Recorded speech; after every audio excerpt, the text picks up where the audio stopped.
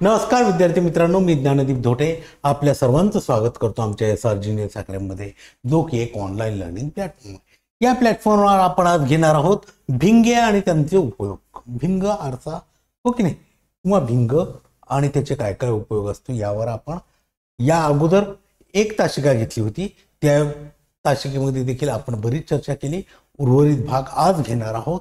चला तर मग भिंगे आणि त्यांचे उपयोग भाग 2 बघा। आता काय म्हणते, अंतर्गोल अंतर्गोल भिंगाद्वारे मिळणाऱ्या प्रतिमा, तयार होणारी प्रतिमा आपण किरणाकृतीद्वारे समजू शकतो। यासाठी काही नियम आहेत बघूया नंतर। समोर किरणाकृती आहे ते, जर आपाती किरण मुख्य अक्षाला समांतर असेल तर अपवर्तित किरण पाठीमागे वाढवल्यास नाभीतून जातो। पाठीमागे वाढवल्यास काय होतं, नाभीतून जातो। आणि नंबर 2, आपाती किरण नाभीतून जात असेल तर अपवर्तित किरण मुख्य अक्षाला समांतर जातो। या दोन गोष्टी अतिशय महत्त्वाच्या आहेत। बघा मग, PQ ही वस्तू F1 व 2F1 या दरम्यान ठेवलेली आहे। बघा, PQ ही वस्तू F1 आणि 2F1 या दरम्यान ठेवलेली आहे। लक्षात तुमच्या ब्लॅक पेन घेऊया। आता त्यानंतर काय म्हणते, P बिंदू पासून निघणारा व मुख्य अक्षाला समांतर असणारा, P बिंदू पासून निघणारा व मुख्य अक्षाला, हा मुख्य अक्ष आहे, या मुख्य अक्षाला समांतर असणारा PA आपाती किरण अपवर्तनानंतर AD मार्ग जातो। PA अपवर्तनानंतर AD या मार्गाने जातो। हा असं या ठिकाणी अपवर्तन होतं, असं जातो। लक्षात तुमच्या। त्याच्यानंतर AD हा मार्ग मुख्य अक्षाकडे वाढवल्यास ते F1 पासून आल्याचा भास होतो। AD हा मुख्य अक्षाकडे वाढवल्यावर, AD हा मुख्य अक्षाकडे वाढवल्यास ते काय होतं, F1 कडे वाढल्यास होतं। P बिंदूतून निघणारा व प्रकाशीय केंद्र O मधून जाणारा, P बिंदूतून निघणारा व प्रकाशीय, P बिंदूतून निघणारा व प्रकाशीय मध्य O बिंदूतून जाणारा PO हा अपवर्तनानंतर विचलित न होता त्याच मार्गाने सरळ जातो। PO हा अपवर्तनानंतर विचलित न होता त्याच मार्गाने सरळ जातो। मग PO हा किरण AF1 या पाठीमागे वाढविल्या, PO हा किरण काय होतो, PO पुढे PO हा किरण F1 या मार्गाने वाढविल्यास, कोणत्या दिशेने, AF1 या पाठीमागे वाढवल्यास, AF पाठीमागे चाललं का रे, AF1 या मार्गाने वाढवल्यास काय होतं, P1 बिंदू छेदतो, म्हणजे P या बिंदूची प्रतिमा P1 इथे निर्माण होते। P या बिंदूची प्रतिमा P1 इथे निर्माण, लक्षात तुमच्या। अशा प्रकारे हे होतं। आता बघा, Q हा बिंदू मुख्य अक्षावर असल्याने, Q बिंदू कुठे आहे, हा मुख्य अक्षावर आहे हो ना, त्याची प्रतिमा P च्या सरळ खाली, त्याची प्रतिमा काय होतं, P च्या सरळ खाली Q1 येथे निर्माण होईल। हा Q1 हो की नाही, या P1 च्या खाली पाहिजे होता। म्हणजेच PQ या वस्तूची प्रतिमा, म्हणजेच या PQ या वस्तूची प्रतिमा P1 Q1 निर्माण होईल। अंतर्गोल भिंगाने कोणत्याही वस्तूची तयार झालेली प्रतिमा नेहमी आभासी, सुलट आणि वस्तूपेक्षा लहान असते। कोणता भिंग, अंतर्गोल भिंग। अंतर्गोल भिंगाने प्रतिमा कशी येते, आभासी, सुलट आणि त्या वस्तूपेक्षा लहान। आभासी म्हणजे याच्यापेक्षा क्लिअर हो की नाही, आणि काय म्हणते, सुलट म्हणजे एकाच दिशेने, आणि वस्तूपेक्षा लहान, ही वस्तू मोठी आहे, ही वस्तू लहान आहे। कोणत्या भिंगाद्वारे, अंतर्गोल भिंग, आणि अंतर्गोल भिंग अशा स्वरूपाचा असतो। लक्षात तुमच्या। त्याच्यानंतर पाहूया, हा बघा, हा वस्तूचे स्थान, प्रतिमेचे स्थान, प्रतिमेचा आकार, प्रतिमेचे स्वरूप। बघा, अनंत अंतर्वक्र अर्थ असेल तर बरं का, प्रतिमेचे स्थान F1 वर, नाभी F1 वर, प्रतिमेचा आकार खूप लहान म्हणजे बिंदू स्वरूपात, आणि प्रतिमेचं स्वरूप आभासी व सुलट। नंबर 2, वस्तू कुठे ठेवली, प्रकाशीय केंद्र O आणि अनंत अंतर यामध्ये कोठेही, मग प्रकाशीय केंद्र O व नाभी F1 च्या मध्ये प्रतिमेचं स्थान असतं, आणि त्या प्रतिमेचा आकार कसा असतो, लहान असतो। तर प्रतिमेचं स्वरूप इथे देखील आभासी आणि सुलट असतं। आलं लक्षात तुमच्या? असं होतंय. त्यानंतर बघा भिंगासाठीची चिन्ह संकेत. आपाती किरणाची दिशा अशा प्रकारे असला, ऊर्ध्वांतर धन असतं, अधांतर ऋण असतं, हो की नाही? हा झाला आपला मुख्य अक्ष. आता डावीकडील अंतरे ऋण असतात, उजवीकडील अंतरे धन असतात. आता आपाती किरणाची दिशा ऊर्ध्वांतरे धन आणि मुख्य अक्ष हा झाला अधोअंतरे ऋण, डावीकडील अंतरे ऋण आणि उजवीकडील अंतरे धन इथे देखील असतात. आपाती किरणाची दिशा 2 वेळेने दिली आहे. बघा आता भिंगाचं सूत्र काय आहे, तर वस्तूचं अंतर u, वस्तूचे अंतर काय u आणि प्रतिमेचे अंतर φ आणि भिंगाचे नाभीय अंतर f असेल, यांचा परस्पर संबंध दाखवणारे सूत्र म्हणजे भिंगाचे सूत्र. मग काय होईल, 1/, पांढरा पेन घेऊया, 1/f. f म्हणजे काय, नाभीय अंतर बरोबर 1/φ. φ म्हणजे काय, प्रतिमेचे अंतर मायनस 1/u म्हणजे वस्तूचे अंतर. मग कोणत्याही गोलीय भागासाठी वस्तूच्या भिंगापासूनच्या सर्व अंतरासाठी हे सूत्र सारखेच आहे, मात्र सर्व अंतरासाठी चिन्ह संकेत योग्यरित्या वापरणं गरजेचं असतं. त्यानंतर बघा कार्टेशियन चिन्ह संकेतानुसार प्रकाशीय मध्य हा आरंभ बिंदू मानतात. काय म्हणतात, प्रकाशीय मध्य हा आरंभ बिंदू मानतात. मुख्य अक्ष हा संदर्भ चौकटीचा x अक्ष घेतात. बरं का, मुख्य अक्ष काय, हा संदर्भ चौकटीचा x अक्ष घेतात. पहा, वस्तू भिंगाच्या डावीकडे ठेवतात. मुख्य अक्षाला समांतर असणारी सर्व अक्षरे प्रकाशीय मध्यापासून मोजतात. कुठून मोजायचे, प्रकाशीय मध्यापासून. आणि प्रकाशीय मध्याच्या उजवीकडे मोजलेली सर्व अंतरे धन, प्रकाशीय मध्याच्या उजवीकडे मोजलेली धन आणि डावीकडे मोजलेली अंतरे कशी असतात, ऋण असतात. मग मुख्य अक्षाला लंब आणि वरच्या दिशेने मोजलेली अंतरे धन असतात, वरच्या दिशेने धन असतात, आणि खालच्या दिशेने मोजलेली अंतरे ऋण असतात. आपला तो ग्राफ असतो की नाही, त्याच प्रकारे आपण लक्षात ठेवायचं की उजवीकडे कसं असतात, धन, हो ना, डावीकडे ऋण, वर धन आणि खाली ऋण.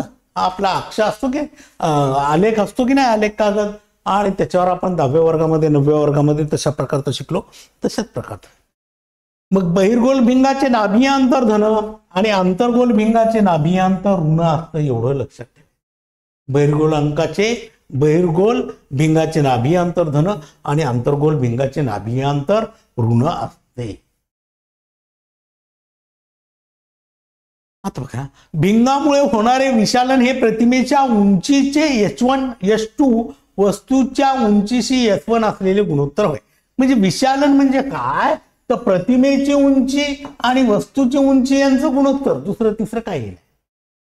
प्रतिमा भागीला उंची व त्या वस्तूची उंची. आता बघा विशालनला काय घेतोय आपण, m, प्रतिमेची उंची h2 आणि वस्तूची उंची h1. म्हणजे पुन्हा एकदा सांगायचं झालं तर विशालन म्हणजे दुसरं तिसरं काही नसून प्रतिमेची उंची आणि वस्तूची उंची या दोघांचं गुणोत्तर होय.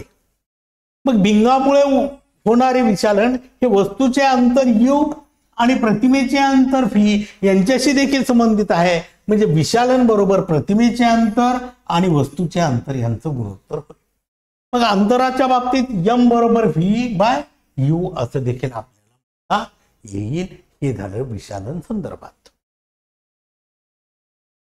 मॅग्निफिकेशन, विशालन मॅग्निफिकेशन. बघा आता भिंगाची शक्ती कशी असते, आपण जे भिंग चष्मा असतात ना, डॉक्टर देतात ना, डायोप्टर मध्ये मोजतात ते, हो की नाही, इतकं dioptre, left dioptre, right dioptre असं लिहितात ते. तर बघा आता भिंगाची शक्ती, पॉवर ऑफ लेन्स, आपाती प्रकाश किरणांचे अभिसरण किंवा अपसरण करण्याच्या क्षमतेस भिंगाची शक्ती म्हणतात. कशाला म्हणायचंय, आपाती प्रकाश किरणांचे अभिसरण म्हणजे विखुरणे किंवा जवळ येणे, अपसरण करण्याच्या भिंगाच्या क्षमतेला भिंगाची शक्ती म्हणतात. म्हणजेच काय, पॉवर ऑफ लेन्स असं देखील म्हणतात. आणि भिंगाची शक्ती P या अक्षराने दर्शवितात. भिंगाची शक्ती ही भिंगाच्या नाभीय अंतरावर अवलंबून, या भिंगाचं नाभीय अंतर किती असते यावर त्याची शक्ती अवलंबून असते. आता भिंगाची शक्ती म्हणजे त्याच्या मीटर एककामध्ये व्यक्त केलेल्या नाभीय अंतराचा व्यस्तांक होय. व्यस्त चलन आपण शिकलो तसं. आणि भिंगाच्या शक्तीचे एकक डायप्टर आहे. किती आहे? डायप्टर. म्हणजेच काय? हा काय? पॉवर ऑफ लेन्स पी बरोबर दिसते की नाही ब्लॅक ग्लो, पी बरोबर 1/f ऑफ एम होईल असं. म्हणजे काय? भिंगाच्या नाभीय अंतराचा व्यस्तांक होय. भिंगाची शक्ती म्हणजे व्यस्तांक. मग एक डायप्टर बरोबर 1/1 मीटर असं देखील आपल्याला म्हणता येईल. आता बघा भिंगाचा संयोग कसा असतो? Combination of lens. नाभीय अंतर F1 आणि F2 असलेली दोन भिंगे परस्परांना स्पर्श करून ठेवल्यास संयोगामुळे त्याचे परिणामी नाभीय अंतर F होते. काय करायचं? जवळजवळ ठेवलं, दोन भिंगे परस्परांना स्पर्श करून ठेवले तर त्याच्या संयोगामुळे त्याचे परिणामी नाभीय अंतर किती असतं? या दोघांच्या बेरीज एवढं. हे जवळजवळ आहेत, हो की नाही? मग नाभीय अंतर 1/f बरोबर काय होईल? 1/f1 + 1/f2. P1 आणि P2 ही दोन भिंगाची शक्ती असल्यास त्या भिंगाची परिणामी शक्ती म्हणजे P म्हणजे दोन भिंगे परस्परांना स्पर्श करून ठेवल्यास त्यांच्या संयोगी भिंगाची शक्ती दोन्ही भिंगाच्या शक्तीच्या बेरीज एवढी असते. म्हणजे भिंगाची शक्ती बरोबर या दोन्ही भिंगाच्या शक्तीची बेरीज असं आपल्याला म्हणता येईल. हे बघा हे उदाहरण देखील आहे याच्यामध्ये, बरोबर आहे की नाही?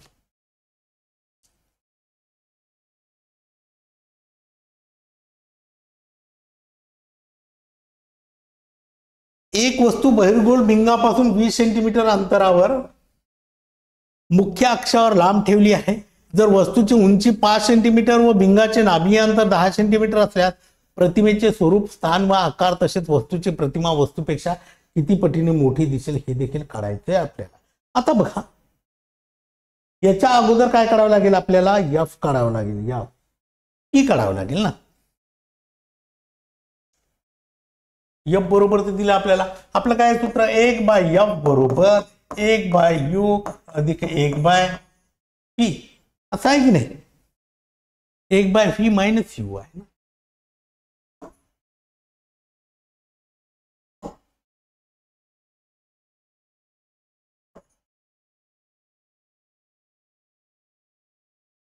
आता बघा आपल्याला काय दिलंय?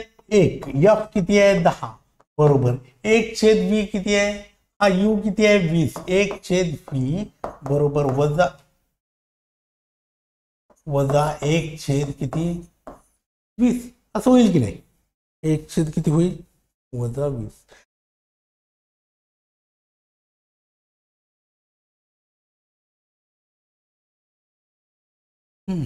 आता हा दोन्ही ऋण म्हणून दोन्ही धन झाला. हा इकडे गेल्यावर काय होईल? 1/v बरोबर काय होईल? 1/10 भागिले 1/20. मग हा तिरपा गुणाकार केल्यावर काय होईल? 20तून 10 गेले 10/20 जाए 200 बरोबर काय होईल? 1/20. 1/20 v किती आला आपला? मग 1/20.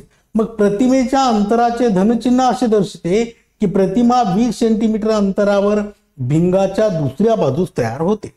हे अधिक आहे ना, त्याच्यामुळे भिंगाच्या दुसऱ्या बाजूस हे तयार होते. हे झालं काय आपलं? P. आता आपल्याला प्रतिमेची उंची काढायची म्हणजे काय काढायचंय? H2 काढायचंय. मग m बरोबर काय माहितीये का? m विशालन बरोबर H1 भागिले H2. आत्ताच पाहिलं ना आपल्याला H2 भागिले H1 आहे. H2 भागिले H2 भागिले H1. H1 किती आहे? 5 आणि H2 किती आहे? H2 देखील काढायचं आहे आपल्याला प्रतिमेची उंची. ठीक आहे. मग m किती आहे? m देखील काढायचं आहे आपल्याला, हो की नाही? मग आता काय होईल?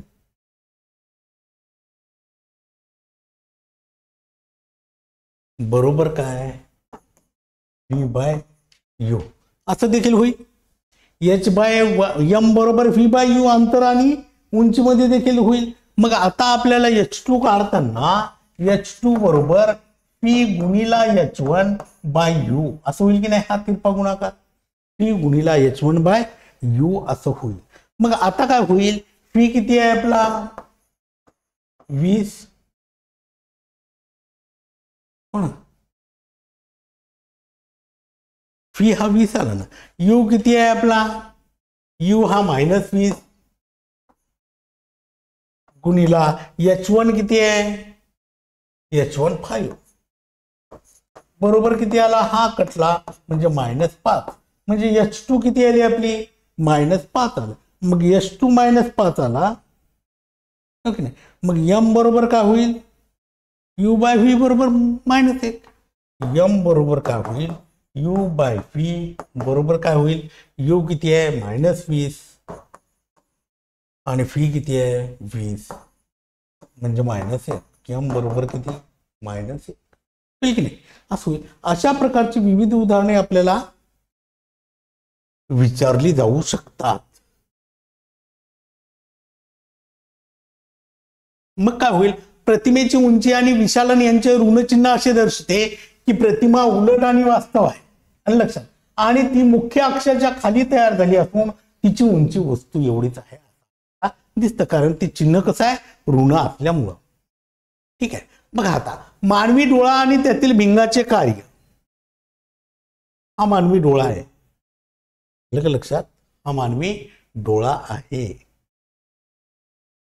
मानवी डोळा व त्यातील भिंगाचे कार्य, आपला जो डोळा आहे की नाही त्या डोळ्याची आकृती आहे इथं आपण बघू. मानवी डोळ्यावर अत्यंत पारदर्शक पटल असते, त्याला पारपटल म्हणतात. काय करायचंय, अत्यंत पातळ जो थर असतो ना पारदर्शक पटल, त्याला काय म्हणायचं पारपटल. या पटलातूनच प्रकाश डोळ्यात प्रवेश करतो. डोळ्यात प्रवेश करणाऱ्या प्रकाशाचे जास्तीत जास्त अपवर्तन पारदर्शक पटलावरच होते, हो की नाही. येणारा प्रकाश हा पारदर्शक पटलावरच पडतो आणि त्याच्यामुळे काय होतं, परावर्तन जे प्रकाशात होतं ते पारदर्शक पटलावरूनच होतं. प्रकाशाचे जास्तीत जास्त अपवर्तन पारदर्शक पटला. या पटलाच्या मागे गडद मांसल पडदा असतो. या पारदर्शक पारपटलाच्या पाठीमागे काय असतं, मांसल एक पडदा असतो, त्याला बुळबुळ म्हणतात. काळं काळं असतं ना, बुळबुळ म्हणतो ना आपण, तो मांसल असतो. कशा पाठीमागे असतो तो, या पारपटलाच्या पाठीमागे असतो. मग वेगवेगळ्या लोकांच्या बुबुळाचे रंग वेगवेगळे असतात. बुबुळाच्या मध्यभागी बदलत्या व्यासाचे एक छोटेसे छिद्र असते.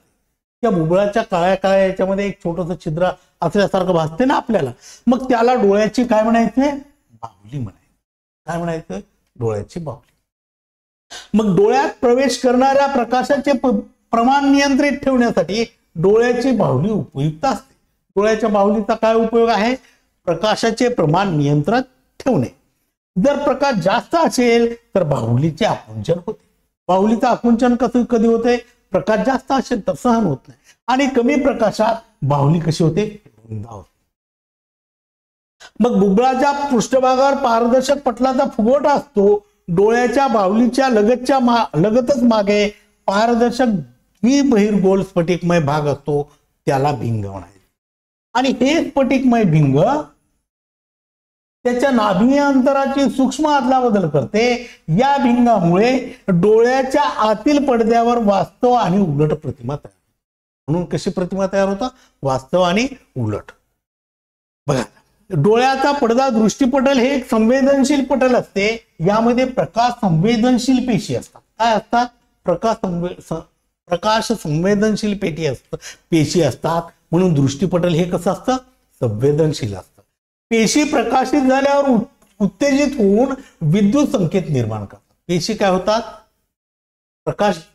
प्रकाशित झाल्यावर उत्तेजित होतात आणि विद्युत संकेत निर्माण करतात. हे विद्युत संकेत डोळ्यासंबंधीच्या मज्जातंतूवर मेंदूकडे पाठवले जातात, हो की नाही. आणि नंतर मेंदू या संकेताचा अर्थ व्यक्त करतो आणि माहितीवर अशा प्रकारे प्रक्रिया व्यक्त करतो की वस्तू जशा आहेत तशाच प्रकारे आपल्याला आकलन होते. आलं की नाही. डोळा, आता समजा ही पेन आहे, या माझ्या डोळ्याने ही पेन बघितली, मग ही पेन काय करेल, माझा डोळा मेंदूकडे माहिती पाठवेल आणि मेंदू आपल्याला पुन्हा सांगेल की ही पेन आहे. कशाची पेन आहे, तर या सेन्सर बोर्डची पेन आहे, या डिजिटल बोर्डची पेन आहे. मग आता दूरवरच्या अनंत अंतरावरच्या वस्तू बघताना डोळ्याचे भिंग चपटे होते. हे महत्वाचं आहे बरं का. डोळ्याचं भिंग कधी चपट होतं? दूरवरच्या वस्तू पाहताना. मग भिंगाच्या अशा वेळेस भिंगाचं नाभीय अंतर वाढतं आणि त्याच्यामुळे डोळ्याचे भिंग कसं होतं? चपट होतं. मग जवळच्या वस्तू बघताना डोळ्याचे भिंग कसे होते? फुगीर होते, कारण त्यावेळेस भिंगाचं नाभीय अंतर कसं असतं? कमी असतं. मग त्यामुळे दोन्ही वेळेस डोळ्याच्या आतील पटलावर वस्तूची सुस्पष्ट प्रतिमा मिळते. हो ना. हे बघा, ही पापणी आहे आपल्या डोळ्याची, हा दृढ पटल, हे बुबुळ आहे आणि ही कडा आहे आणि ही काय आपली बाहुली. आलं लक्षात एवढं तुमच्या? अशा प्रकारे हा डोळा असतो माणसाचा. बर, चला तर मग हे बघा, नाभीय अंतरात आवश्यकतेनुसार बदल करण्याच्या भिंगाच्या शक्तीला समायोजन शक्ती म्हणतात. समायोजन शक्ती कशाला म्हणायचंय? नाभीय अंतरात आवश्यकतेनुसार बदल करण्याच्या भिंगाच्या क्षमतेला, याच्यामध्ये बदल करण्याची क्षमता आहे. लवचिक भिंग कमी अधिक फुगर करून त्याची वक्रता बदलून समायोजन साधता येते. कोणत्या याच्यामध्ये? लवचिक भिंगामध्ये काय करता येते? कमी अधिक फुगीर करून त्याची वक्रता बदलून समायोजन साधता येते. तरी देखील डोळ्यातील भिंगाचे नाभीय अंतर विशिष्ट अंतरापेक्षा कमी करता येत नाही. बघा, हा एक डोळा आहे. इथे काय आहे? हा रोमक स्नायू म्हणतात, सूक्ष्म दाखवलाता. हा बुबुळ पारितारिका, ही बाहुली आहे. हा नेत्रभिंग आहे, हे पारपटल आहे, हे दृढपटल, हे श्वेतपटल म्हणता येईल, रक्तपटल, हा दृष्टीपटल, हा दृष्टीबिंब. पण असे असे चिन्ह दिसतात की नाही आपल्याला? हो की नाही? हे असं पाहिल्यानंतर दिसतात ना. मग ह्या रक्तवाहिन्या आहेत, नेत्रचेता आहे आणि हा स्नायू आहे. हो की नाही? आता डोळ्याचे हे जर केलं तर आपल्याला काय दिसतात? या रक्तवाहिन्या अशा दिसतात. हे बघा, आता दूरवरच्या व जवळच्या वस्तू पाहताना भिंगाचा बदलणारा आकार बघा. काय होतं? भिंग चपट होतं, दूरच्या वस्तूकडून येणारा प्रकाश. हो की नाही? आता जवळच्या वस्तूकडून येणारा प्रकाश भिंग फुगीर होतं. हा फुगीर झाला आणि इथे कसा झाला? हा चपटा. आलं लक्षात? कधी भिंग चपट होतं आणि कधी भिंग फुगीर होतं. नेत्रगोलाचा व्यास सुमारे 2.4 सेंटीमीटर असतो. नेत्रगोलाचा व्यास किती असतो? 2.4 सेंटीमीटर असतो. मानवी डोळ्यामध्ये भिंगाचे कार्य अत्यंत महत्वाचं असतं, आपल्याला ते अनुभवातून माहितीच आहे. भिंगाचे नाभीय अंतर बदलून वेगवेगळ्या अंतरावरील वस्तूशी डोळा समायोजन करते. म्हणजे जुळवाजुळव करते ना, दूरची वस्तू बघताना, जवळची वस्तू बघताना. निरोगी डोळ्याकरता डोळ्यातील स्नायू शिथिल असताना डोळ्याच्या भिंगाचे नाभीय अंतर किती असतं? 2 सेंटीमीटर असतं. कशासाठी? निरोगी डोळ्याकरिता डोळ्यातील स्नायू शिथिल असताना डोळ्याच्या भिंगाचे नाभीय अंतर किती असतं? 2 सेंटीमीटर. मग डोळ्याच्या भिंगाचा दुसरा नाभीय बिंदू डोळ्याच्या आतील पडद्यावर असतो. कुठे असतो? आतील पडद्यावर असतो. बघा आता दृष्टीदोष व त्यावरील उपाय. आता मग या डोळ्यामध्ये कोणकोणत्या प्रकारचे दृष्टीदोष येतात पाहूया आणि त्यावर उपाय देखील पाहूया. बघा, काही लोकांना डोळ्यातील समायोजन शक्ती कमी झाल्याने वस्तू सुस्पष्ट दिसत नाही. डोळ्याची समायोजन शक्ती कमी झाली म्हणजे वस्तू सुस्पष्ट दिसत नाहीत, व्यवस्थित दिसत नाही, अंधुक अंधुक झाल्यासारखं दिसते. म्हणून त्या लोकांना तसं वाटतं. मग डोळ्यातील अपवर्तन दोषामुळे, कोणत्या दोषामुळे? अपवर्तन दोषामुळे दृष्टी अंधुक व अस्पष्ट होते. कधी होते दृष्टी अंधुक व अस्पष्ट? तर डोळ्यातील काय म्हणते का? अपवर्तन दोष होतो. सामान्यतः दृष्टीचे 3 अपवर्तन दोष आहेत. कोणकोणते आहेत ते? लघुदृष्टी म्हणजे निकट दृष्टी. लघु म्हणजे लहान, निकट म्हणजे जवळ, जवळच्या वस्तू. आलं लक्षात? बघ, यालाच म्हणतात नियर साइटेडनेस, मायोपिया. या दोषामध्ये मानवी डोळा जवळच्या वस्तू व्यवस्थित पाहू शकतो, पण दूरच्या वस्तू स्पष्टपणे दिसत नाही. निकट दृष्टीता म्हणजे जवळच्या, निकट म्हणजे जवळ, जवळच्या वस्तू स्पष्ट पाहू शकतो, दूरच्या वस्तू स्पष्ट दिसत नाहीत. त्याला काय म्हणायचंय? लघुदृष्टी किंवा निकट. म्हणजे डोळ्याचा दूरबिंदू अनंत अंतरावर नसून तो जवळ असतो. पण निकट दृष्टीच्या दोषात दूरच्या वस्तूची प्रतिमा डोळ्यातील दृष्टीपटलाच्या अलीकडे तयार होते. निकट दृष्टीच्या दोषाची 2 संभाव्य कारणे. कोणती 2 संभाव्य कारणे आहेत ते बघूया. बघा काय म्हणते, डोळ्यातील पारपटल व नेत्रभिंग यांची वक्रता वाढल्यामुळे भिंगाची अभिसारिक शक्ती जास्त असते. हे हा देखील वाक्य अतिशय महत्वाचं. भिंगाची अभिसारिक शक्ती कधी जास्त असते. बघा जवळच्या वस्तू स्पष्टपणे दिसतात, इथं दूरच्या वस्तू स्पष्ट दिसत नाहीत. अंतर्गोल भिंग निकट दृष्टी दोष निराकरण कसं करायचं. आता नेत्रगोल लांबट झाल्याने डोळ्याचे भिंग व डोळ्याचे दृष्टीपटल ह्याच्यातील अंतर वाढ. कधी नेत्रभिंग कसं झालं, लांबट झाल्यावर काय काय होतं, दृष्टीपटल आणि डोळ्याचं भिंग यामधील अंतर वाढतं. मग योग्य नाभीय अंतर असलेल्या अंतर्गोल भिंगाचा चष्मा वापरून दोषाचे निराकरण करतात. मग अशा वेळेस काय करतो आपण, अंतर्गोल भिंग वापरतो. कधी नेत्रगोल लांबट झाल्यामुळे काय होतं, भिंग आणि डोळ्याचं दृष्टीपटल यामधील अंतर वाढतं आणि त्यामुळे तेव्हा आपण अंतर्गोल भिंग वापरावा लागतो. मग या दोषाचे निराकरण करता येते. मग या भिंगामुळे प्रकाशाचे अपसरण होऊन मग ते डोळ्यातील भिंगापर्यंत पोहोचतात. काय होतं, त्या भिंगामुळे प्रकाशाचं अपसरण होतं आणि मग ते डोळ्यापर्यंत, डोळ्याच्या भिंगामुळे अभिसरण होऊन प्रतिमा डोळ्यातील पडद्यावर तयार की नाही लक्षात. आणि मग अंतर्गोल भिंगाचे नाभीय अंतर कसं असतं, ऋण असतं. आपल्याला ते लिहून देतात ना, +3 डायमीटर, +1 डायमीटर, 0.1 डायमीटर. निकट दृष्टी दोषाच्या डोळ्यासाठी ऋणशक्तीचा चष्मा असतो. ज्यांना जवळचं दिसते पण दूरचं दिसत नाही, मायनस निगेटिव्ह चष्मा असतो.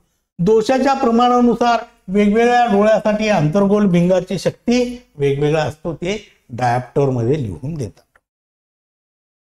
आता बघा दूरदृष्टीचा दोष म्हणजे काय, हायपरमेट्रोपिया किंवा फार साइटेडनेस. आता दूरच्या वस्तू स्पष्ट दिसतात. या दोषामध्ये मानवी डोळा दूरच्या वस्तू व्यवस्थित पाहू शकतो पण जवळच्या वस्तू स्पष्टपणे पाहू शकत नाही. दूरदृष्टीता, दूर म्हणजे लांबच्या वस्तू पाहू शकतो पण जवळच्या वस्तू व्यवस्थित दिसत नाही. मग काय होतं, डोळ्याचा निकट बिंदू 25 सेंटीमीटर अंतरावर न राहता दूर जातो. एखादी वस्तू कधी वाचता येतं आपल्याला, पुस्तक 25 सेंटीमीटर अंतरावर ठेवल्यानंतर, ओके नाही, याच्यापेक्षा जास्त अंतर ठेवलं तर ते वाचता येत नाही. मग जवळच्या वस्तूची प्रतिमा डोळ्यातील दृष्टीपटलाच्या पाठीमागे तयार होते. मग दृष्टीदोषाची दोन संभाव्य कारणे. कोणकोणत्या कारणांना दृष्टीदोष होऊ शकतो. नंबर 1, डोळ्यातील पारपटल व नेत्रभिंग यांची वक्रता कमी झाल्यामुळे भिंगाची अभिसारिक शक्ती कमी होते. भिंगाची अभिसारिक शक्ती कधी कमी होते, डोळ्यातील पारपटल व नेत्रभिंग यांची वक्रता वाढल्यामुळे. नंबर 2, नेत्रगोल उघड झाल्याने डोळ्याचे भिंग व डोळ्यातील दृष्टीपटल यांच्यातील अंतर देखील कमी होते. नेत्रगोल कसा उघड आपण पाहिलाय ना, उघड झाल्याने देखील काय होतं, डोळ्याचे भिंग व दृष्टीपटल यांच्यामधील अंतर कमी होते. आता बघा, योग्य नाभीय अंतर असलेला बहिर्गोल भिंगाचा चष्मा वापरून हा दोष दूर करतात. दूरदृष्टीचा दोष दूर करण्यासाठी कोणत्या भिंगाचा वापर करतात, बहिर्गोल भिंगाचा वापर करतात. मग काय होतं बहिर्गोल भिंगामुळं, या भिंगामुळे प्रकाश किरणांचे अभिसरण होऊन मग ते डोळ्यातील भिंगापर्यंत पोहोचतात आणि डोळ्याच्या भिंगामुळे अभिसरण होऊन प्रतिमा डोळ्यातील पडद्यावर तयार. लक्षात तुमच्या. आता मग बहिर्गोल भिंगाचे नाभीय अंतर धन असतं, अंतर्गोल भिंगाचे नाभीय अंतर ऋण असतं म्हणालो आपण. मग त्यामुळे दूरदृष्टीचा डोळ्याच्या धनशक्तीचा चष्मा असतो. दोषाच्या प्रमाणानुसार वेगवेगळ्या डोळ्यासाठी बहिर्गोल भिंगाची शक्ती वेगवेगळी. आता त्यानंतर वृद्ध दृष्टीता म्हणजे वयस्कर लोकांना, म्हाताऱ्या लोकांना देखील हा दूरदृष्टीचा दोष होऊ शकतो. ते कसं पहा, वाढत्या वयानुसार डोळ्याची समायोजन शक्ती कमी कमी होत जाते. जसं वय वाढत जातं तसं डोळ्याची समायोजन शक्ती कमी कमी होत जाते. म्हणजे डोळ्याजवळील भिंगाचे स्नायू भिंगाचे नाभीय अंतर बदलण्याची क्षमता गमावतात. नाभीय अंतर कमी जास्त करावे लागेल ना, ती जी क्षमता असते ते गमावून बसतात. आणि मग वयस्कर माणसाचा निकट बिंदू डोळ्यापासून मागे सरतो, त्यामुळे त्यांना चष्म्याशिवाय जवळपासच्या वस्तू सहजपणे आणि सुस्पष्ट दिसत नाही. मग काही वेळा लोकांना दूरदृष्टीता व निकट दृष्टीता असे दोन्ही दोष जाणवतात. हा दोष दूर करण्यासाठी त्याला द्विनाभीय भिंगाची आवश्यकता असते. कधी द्विनाभीय भिंग पाहिजे, म्हणजे जवळचा आणि दूरचाही चष्मा कधी पाहिजे, हे दोन्ही दोष असतील तर. म्हणजे त्याला जवळच्याही वस्तू दिसत नाहीत आणि दूरच्याही दिसत नाही, म्हणजे ते वयोमानानुसार होतं. द्विनाभीय भिंगामध्ये वरचा भाग अंतर्गोल भिंगाचा असून निकटदृष्टीचा दूर करतो आणि खालचा भाग हा बहिर्गोल भिंग असून दूरदृष्टीचा दूर करतो. म्हणजेच हा भिंग आहे, हा खालचा भाग आणि हा वरचा भाग. आता बघा वस्तूचा आभासी आकार कसा, या आकृतीत दाखवल्याप्रमाणे डोळ्यापासून भिन्न अंतरावर असलेल्या समान आकाराच्या दोन वस्तू आहेत, हो ना.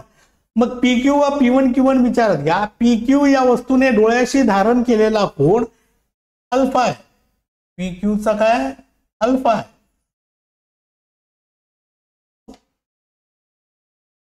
हो ना. आणि P1Q1 या वस्तूने धारण केलेला कोन काय बीटा आहे. आता अल्फा कोन बीटा कोणापेक्षा मोठा असल्यामुळे डोळ्याजवळ असलेली PQ ही वस्तू P1Q1 पेक्षा मोठी दिसते, हो की नाही. ही डोळ्याजवळ असल्यामुळे ही मोठी दिसते. म्हणजे डोळ्याला वस्तूचा आभासी आकार हा वस्तूच्या डोळ्याची धारण केलेल्या कोनावर अवलंबून असतो की तो त्याचा कोन किती मोठा आहे किंवा लहान आहे. बघा आता अंतर्गोल भिंगाचे काय उपयोग आहेत ते पाहूया. वैद्यकीय उपकरणे, स्कॅनर, शिडी प्लेयर या उपकरणामध्ये लेझर किरणांचा वापर केला जातो. या उपकरणाचे कार्य योग्य रीतीने चालण्यासाठी त्यामध्ये अंतर्गोल भिंगाचा वापर केला जातो. कधी अंतर्गोल भिंगाचा वापर करतात, लेझर किरणांचा वापर या उपकरणाचा. दरवाजावरील नेत्रदर्शिका असते ना, हे छोटे संरक्षक उपकरण आहे ज्याच्या सहाय्याने दरवाजाच्या बाहेरील परिसराचे अधिक दरवाजाला लावतात ना लोक, हो की नाही, विस्तीर्ण दृश्य पाहणे शक्य होते. या उपकरणामध्ये एक किंवा अधिक अंतर्गोल भिंगाचा वापर करतात. नंबर क चष्मे. निकट दृष्टीचा दोषाचे निराकरण करण्यासाठी चष्मामध्ये अंतर्गोल भिंगाचा उपयोग केला जातो. ड विजेरी बल्बाद्वारा निर्माण झालेल्या प्रकाशाला विस्तृतपणे विखुरण्यासाठी अंतर्गोल भिंगाचा उपयोग केला जातो. इत्यादी. कॅमेरा, दुर्बीण व दूरदर्शी या उपकरणामध्ये प्रामुख्याने बहिर्गोल भिंगाचा वापर केला जातो. मिळणाऱ्या प्रतिमाचा दर्जा उत्तम मिळवण्यासाठी व उपकरणात नेत्रभिंगाच्या पुढे किंवा नेत्रभिंगामध्ये अंतर्गोल भिंगाचाही उपयोग करतात. आता बघा साधा सूक्ष्मदर्शक. कमी नाभीय अंतराच्या बहिर्गोल भिंगाने एखाद्या सूक्ष्म वस्तूची तिच्यापेक्षा मोठी आभासी आणि सुलट प्रतिमा तयार करता येतं. कधी आपण साधा सूक्ष्मदर्शक पाहिलाय ना, त्याच्यामुळे काय होते, एखाद्या वस्तूची मोठी प्रतिमा दिसते. आभासी सुलट प्रतिमा तयार होते, त्याला साधा सूक्ष्मदर्शक म्हणायचं. काय म्हणायचं, साध्या सूक्ष्मदर्शकाला विशालक असेही म्हणतात. साध्या सूक्ष्मदर्शकाच्या साहाय्याने वस्तूची 20 पट मोठी प्रतिमा मिळवतात. काय करतात, वस्तूची 20 पट. आपण जो प्रयोगशाळेमध्ये मायक्रोस्कोप बघितला, साधा सूक्ष्मदर्शक बघितला की नाही, त्याच्यामध्ये एखादी वस्तू ठेवून जर आपण पाहिली तर ती तिच्या मूळ आकाराच्या 20 पटीने मोठी दिसते. मग घड्याळ दुरुस्त करण्यासाठी, रत्नाचे पारख करण्यासाठी व त्यातील दोष शोधण्यासाठी याचा उपयोग करतात. कशाचा, बहिर्गोल भिंगाचा, हो ना. मग संयुक्त सूक्ष्मदर्शक. आता आपण साधा पाहिला, आता संयुक्त. लहान आकाराच्या वस्तू पाहण्यासाठी साधा सूक्ष्मदर्शक वापरतात, पण रक्तकणिका, प्राणी, वनस्पतीच्या पेशी, बॅक्टेरिया सारखे सूक्ष्म अतिसूक्ष्म वस्तू साध्या सूक्ष्मदर्शकानेच पुरेशा विशालित होत नाही. आणि म्हणून काय होतं, अशा वस्तू पाहण्यासाठी संयुक्त सूक्ष्मदर्शीचा वापर करतात. मग संयुक्त सूक्ष्मदर्शक हा नेत्रिका व पदार्थ भिंगा अशा दोन बहिर्गोल भिंगाचा बनलेला असतो. कशापासून, नेत्रिका आणि बहिर्गोल. नेत्रिका व पदार्थ भिंग. पदार्थ भिंगाचा छेद लहान असतो व त्याचे नाभीय अंतर देखील कमी असते, म्हणून नेत्रिकेचा आकार मोठा असून तिचे नाभीय अंतर पदार्थ भिंगाशी तुलना करता जास्त. मग दोन भिंगाच्या एकत्रित परिणामाने अधिक विशालन आपल्याला मिळवता येते.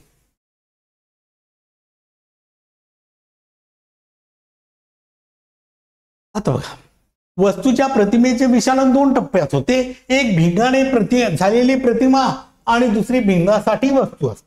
दोन्ही भिंगाचे अक्ष एका सरळ रेषेत असतात.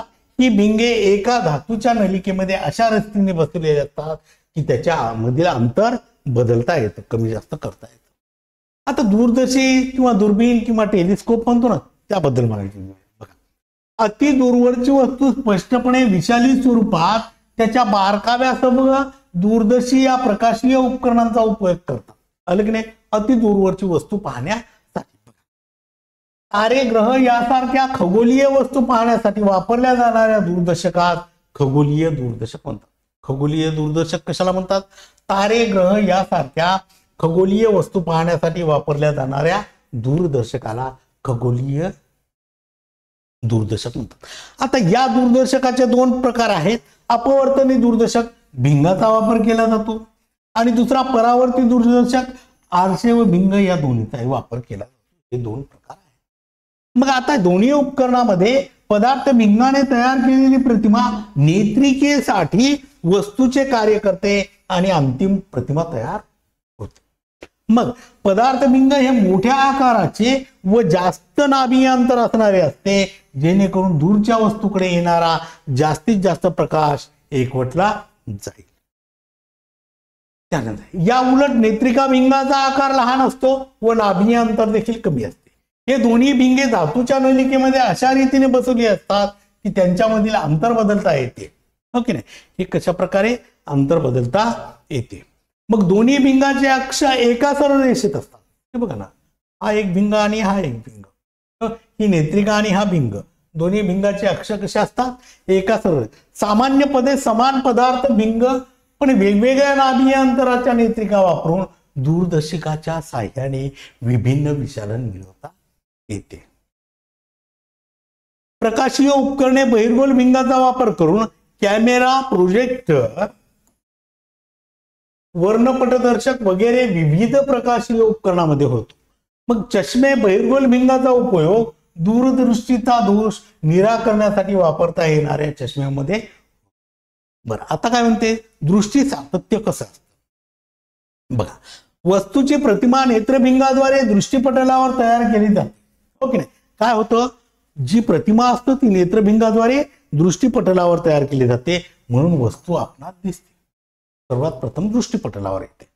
मग जोपर्यंत डोळ्यासमोर असते तोपर्यंत तिची प्रतिमा दृष्टीपटलावर असते. ही वस्तू आहे डोळ्यासमोर, हिची प्रतिमा दृष्टीपटलावर आहे. हो की नाही? वस्तू दूर केल्याबरोबर प्रतिमा सुद्धा नाहीशी होईल ना. मग काय होते माहितीये का?